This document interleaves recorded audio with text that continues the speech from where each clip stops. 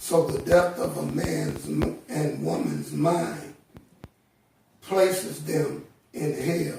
Hell is a place of despair, unrest, emotional chaos, and hopelessness.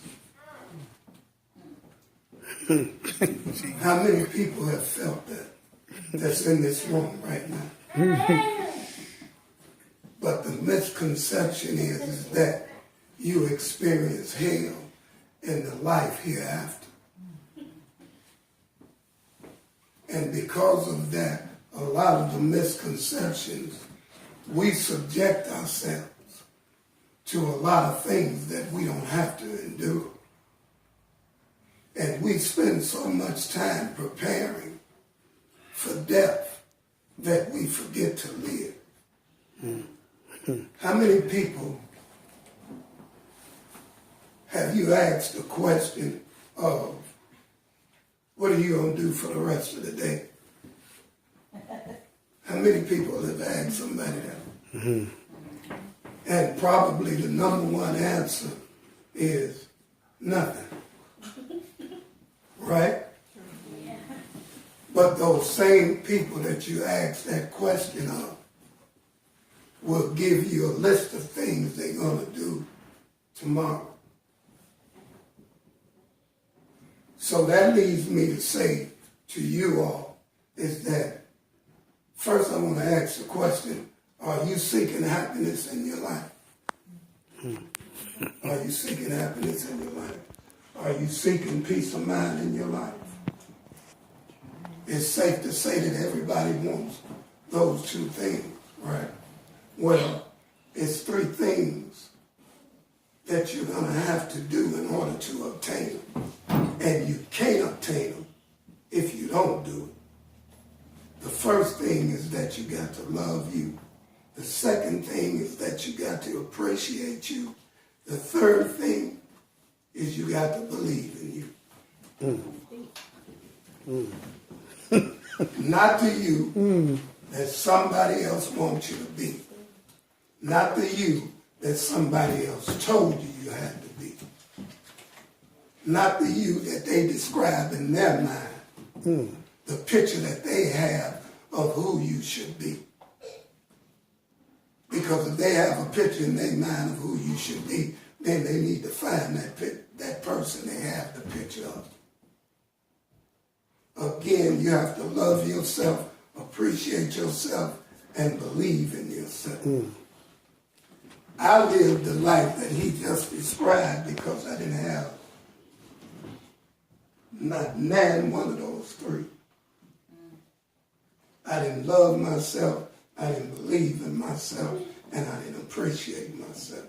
Because had I loved myself, believed in myself, and appreciated myself, he'd have never had that story to tell, and he'd have never been able to tell nobody that I raised him, because I'd have been too busy living my life. I became all those things because I needed something to be representative of, because I didn't think who I was good enough. And I became his chief and others' chief because I needed the accolade. I needed the attention. I needed the hose as a pimp to make me believe that I was a man. And I found out later that I was on my way to being gay. So I ended that career. But I needed all those things that he described. And in becoming all the things that I became, I've subjected myself to hell from the age of 13 years old until the age of 48. I lived in the street. I lived in and out of the penitentiary. I grew up in the penitentiary. My teenage years was in the penitentiary. How did I live in the penitentiary? I lived in the penitentiary confined on top and confined. I stayed in segregation, locked up 24 hours a day for 2.5 years. The people paroled me from segregation meaning that they kicked me out the penitentiary. They'd rather for me to take my madness back to the street rather than to continue to deal with it. But let me tell you what was happening while I was in my madness. I was killing my mother. Yeah, and she dead today. But I had a lot to do with her death. And the reason why I had a lot to do with her death is because every time I did me, every time I went off on one of them police and sent them up out of there, every time I was involved in a cell house takeover, she had a heart attack. The first time she had a heart attack was when they first sentenced me and my brother for murder. I'm her youngest child. And she used to always tell me that once them people get their hands on you, there's nothing I can do about it. And that's the first time that I seen that strong-willed woman look helpless and hopeless when that judge sentenced us. So the point that I'm making to you is that we don't have to live the way we live. We live the way we live because we choose to live that way. We live the way we live because we make excuses for why we live in that way. I justified everything that I did.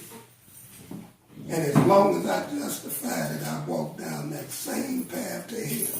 Got out of the penitentiary, went back to the penitentiary. Got out of the penitentiary, went back. But when I stopped lying to myself and stopped looking for justification to a lie, it was easy for me to walk away from the life that I had lived all them years. I walked away from a singing career and a boxing career to be all the things that he said that I was. I was a pimp. I had women everywhere. They can bear with me. But I realized one day, and I spoke to Pastor Angela about this, I realized one day that the only man that could lay in the bed with several women and not become physically aroused is a gay man. Yeah. So I realized that while I thought I was at the top of my game and the player of the year, because I could bear down and control my emotions with all of those women, I realized what I was doing to myself. I was losing my natural desire. And in order to be a real pimp, you really have to hate your own mother. So, if we want happiness in our life, we have to stop thinking that it's something that we're incapable of obtaining. If we want happiness in our life, we have to stop thinking that we need a lot of money in order to obtain it. Happiness is peace of mind. Peace of mind comes from understanding yourself and understanding the reality of life. When you were born into this world, you have nothing. You didn't even have clothes on your back. But for some reason, you was the most peaceful creature on this earth. And all you did was laugh and play. You cried only when you was hungry or wet or whatever the case may be. But everything around you seemed to be wonderful. It wasn't until we started to desire all these things from without that we lost our way to happiness. How many people right now is satisfied with the way their body look? Almost. You satisfied? Almost. Satisfied. Now, how many people said that in this room? Nobody. Almost. That's sad, ain't it? Yes, it is. Yes. Now the question that I want to ask is, why are you not satisfied? one of the people that's not satisfied with their body today. Why you not satisfied? Because nothing's being done about it. That's why you're not satisfied? Yes. No, that's why your body look like it look. So now again, tell me why you're not satisfied with your body. I can weigh more. You could weigh more. Somebody else want to answer that question? Way too much. You weigh too much? Way You too agree much. with that? So let me tell you why you should appreciate your body. Because it's that very same body Only one you're working with. that's going to accomplish whatever your goals is for your body. If you could weigh more, it's that body that's going to receive whatever you do. Push-ups, weightlifting, protein, whatever you do. It's that body that's going to endure it. If you want to lose weight, it's that body that's going to do the exercises that's going to raise your metabolism so that you can burn that fat. So the point that I'm making is that we expect so much of tomorrow, but we don't utilize today. I said you have to love yourself, appreciate yourself, and believe in yourself. That ain't a sign of love. That ain't a sign of appreciation. That ain't a sign of belief. I did some pull-ups one day and realized that I had got out of shape. In the streets, that's bad news, because you never know what's going on in the streets and you never know what you're going to be confronted with. So I started back to working out, and I started back shadow boxing. I started back to lifting weights, training. But at no time did I not appreciate who I was.